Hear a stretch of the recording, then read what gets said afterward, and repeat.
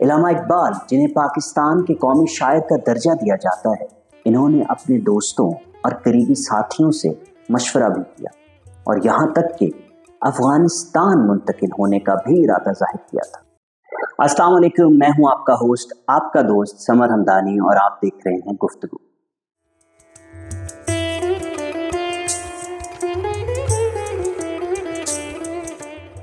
آج ہم بات کریں گے علامہ اقبال کے اس فیصلے پر جب انہوں نے ملک چھوڑنے کا ارادہ کیا۔ علامہ اقبال، جنہیں پاکستان کے قومی شاعر کا درجہ دیا جاتا ہے، نے ایک بار برطانوی راج کے خلاف احتجاجاً ہندوستان چھوڑنے کا ارادہ کیا تھا۔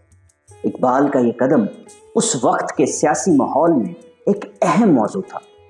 1930 کی دہائی میں اقبال کی خطوط میں اس کا ذکر ملتا ہے، جس سے ظاہر ہوتا ہے کہ وہ ہندوستان کی سیاسی صورتحال سے کتنے مایوس تھے۔ انہوں نے ایک خط میں لکھا تھا، عدم تعاون اور مسلم حقوق کی مسلسل خلاف ورزی تھی۔ انہوں نے اپنے دوستوں اور قریبی ساتھیوں سے مشورہ بھی کیا اور یہاں تک کہ افغانستان منتقل ہونے کا بھی ارادہ ظاہر کیا تھا۔ ایک موقع پر کہا کہ ہندوستان میں مسلمان اپنے حقوق کے لیے جدوجہد کر رہے ہیں، مگر ان کی آواز دبائی جا رہی ہے۔ اقبال کے اس ارادے کے پیچھے سیاسی اور ذاتی عوامل کار فرما تھے۔ ان کا یہ فیصلہ اس وقت کے ہندوستان کی سیاست کی پیچیدگیوں اور مسلمانوں کی حالت زار کو نمایاں کرتا ہے۔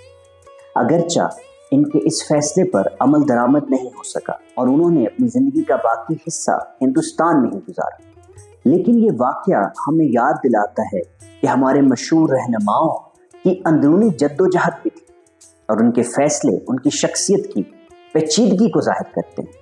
اگر آج کی گفتگو کے نتیجے کی بات کریں تو علامہ اقبال کا ترک ملک کا ارادہ ان کے سیاسی اور ذاتی خیالات کی عکاسی کرتا ہے۔ ان کے اس فیصلے کے پیچھے کی کہانی ہمیں ان کی شخصیت کے مزید پہلوؤں سے آشنائی کرتی ہے۔ گفتگو میں میرے ساتھ رہیے گا تاکہ آپ تاریخ کے اور بھی دلچسپ حقائق سے آگاہی حاصل کر سکیں۔